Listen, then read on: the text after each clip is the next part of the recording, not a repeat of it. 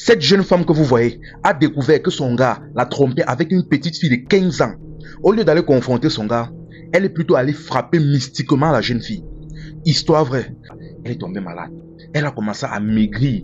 Son corps a commencé à devenir bizarre. Et sa bouche commençait à faire des gestes bizarres. À chaque fois qu'on a donné quelque chose à manger ou de l'eau à boire, elle ne faisait que recracher. Son corps rejetait toute la nourriture. Un peu comme quelqu'un qui atteint de la rage. Ses parents l'ont amenée à l'hôpital. Les hôpitaux ne pouvaient rien faire. On essayait de faire tout genre de traitement, tout genre de vaccin, tout genre de perfusion. Ça ne donnait pas. Finalement, ils ont compris que le problème était mystique. Ils sont partis voir un imam. Quand ils sont partis voir l'imam, ils ont expliqué la situation.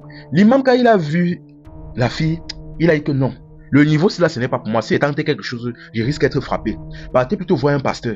Il essaye de lui faire un lavage ou je ne sais quoi, de prier sur elle. Ça va aller. Ils ont écouté le conseil de l'imam. Ils sont partis chez un pasteur. Le pasteur, donc, quand il a vu, il a prié, il a lavé l'eau bénite, l'huile d'olive, tout, il a tout fait. Dès qu'il a terminé, là, que ça va. Amenez-la à la maison se reposer, ça va aller. Mais une fois qu'elle est rentrée à la maison, dans la nuit, elle est décédée. Elle est décédée, comme vous comprenez. Le problème maintenant qui se pose est que, après donc les lamentations, elles sont donc parties donc, ils ont donc organisé donc l'enterrement, la veillée de la jeune fille. Chose bizarre est que la titulaire en question est rentrée, elle est arrivée à l'enterrement.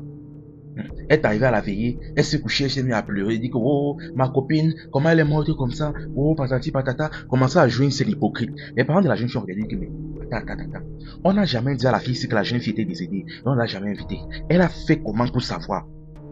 Ils sont restés choqués. Que mais, ça c'est quoi ça?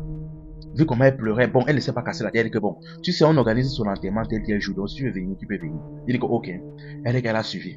Un jour maintenant, dans les jours qui ont suivi maintenant, la maman, en se baladant sur les réseaux, est tombée sur le compte de la titulaire en question. Elle a lu le compte, elle a regardé ses vidéos, elle est tombée sur une vidéo dans laquelle elle disait que les morts sont morts, c'est bon comme telle personne sont morts, patati patata, je suis content pour les vivants, et quant à ceux qui sont morts, basta. Mais chose bizarre que ce qu'elle disait là, c'était donc les vidéos dataient de avant le décès de la fille. Et en écoutant bien les propos dans la vidéo de la fille, ils ont compris que ça parlait de leur fille et de son décès en question. Or, elle n'était pas encore décédée le moment là.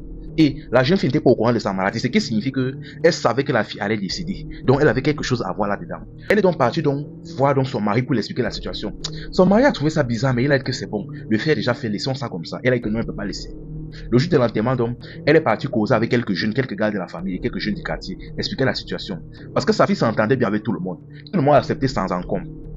Le jour de l'enterrement, donc, quand la titulaire est venue faire sa scène d'hypocrite, faire des fausses pleurs, patati patata, les jeunes sont sortis, l'ont intercepté, ils l'ont porté, on l'a mis dans un coin isolé. On lui a dit, tu vas nous dire ce que tu as fait à l'enfant là.